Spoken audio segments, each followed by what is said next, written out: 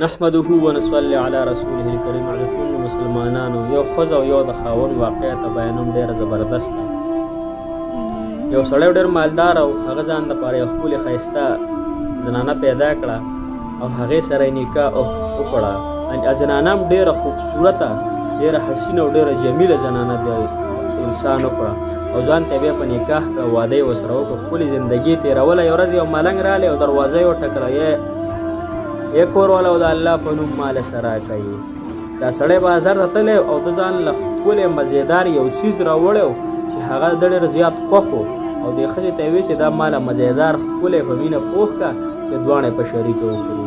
هغه چې هر څیز و، کله چې هغه څیز پوخ کړو، دوی ښځه او خاوند دواړه مزېدار ناست دي په کټ کې او بهر نه اواز رالی، ای کور والو د الله په نوم ماله سره وړئ. هغه زنانه ولګېده او هغه خاوند د خوا نه یې څه توغام واغستو او هغه یې وړو. هغه سړی ورته څه وي، کېنه په قلاره، کیره دا ماده دپاره راوړی دی، دی خو ښه غټ پټ دی، ښه نوجوان دی، دی ځان له ګټي ولې نه چې دی چیغې وایي چې ماله راوړی. هغه دغه خپه لاړې، هغه کم فقیر چې و هغه خپه لاړې د ښځې نه او هغې ښځې توغام راوړو او واپس یې هغه مخې ته کېښودو. څه وخت پس دا وخت تېرېدو، دواړو په خوشحالۍ زندګي تېروله. څه وخت پس چې دی دا سړی چې دی دا ډېر زیات غریب شو. د ښځې سره جنګ جګړې شروع کړې، ښځې له طلاق ورکړو. ښځه لاړه د پلار کره، هلته یې زندګي تېروله. د ښځې پسې ورځې بله یو رشته راله، ښکلې رشته پسې راله او هغې سړي یو رشته پسې راولېږله او دې ښځې ته یې چې ما سره واده وکړه او ښه مالداره کورنۍ وه چې دغې ښځې ورسره رشته وکړه او دا ښځه ورته واده شوه.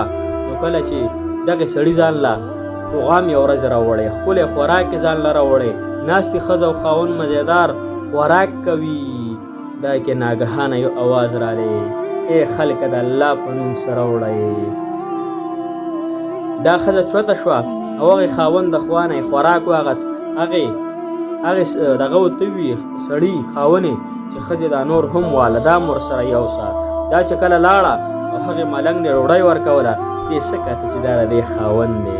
دا ډېر زیاته خفه شوه. دا څه ګوري چې دا مې خاوند دی، چې ویې کته وي دا خو زما هغه خاوند دی. نو هغې خاوند دا ډېره زیاته خفه شوه او خاوند ته ویې چې دا په تا څه چل شوی دی، دا ته اوس سوالونه ټولې او ته خلکو نه سوال کې. ډېره خفه شوه. هغه سامان یې ورته ورکړو. کله چې کور ته راله خپل خاوند له چې ډېره خفه یم نن، خاوند ورته وي دغه نه یو ناشنا خبره زه تا ته ونه کړم. کله چې تاسو دا ما له روټۍ راکوله او زه تاسو ته درغلی وم او دغه ستا مخکینی خاوند و، نو کله چې زه درلم او د زه بېنوا راولېږلم، نو الله تعالی د هغه نه هر څه واغسته، هغه یې ماله راکړه. زه هغه فقیر یم کم چې تا ته په دروازه کې ولاړو او تاسو نه یې سوال کړی چې د الله په نوم سره کوي. عزتمندو مسلمانانو، الله تعالی سره هر څنګه خزانې شته.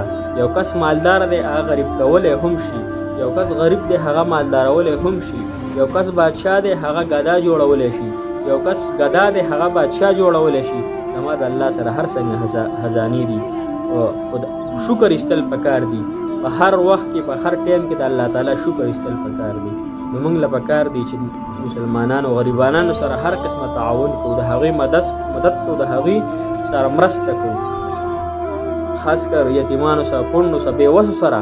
الله تعالی به انشاءالله زموږ ستاسو مددګار وي. جزاک الله.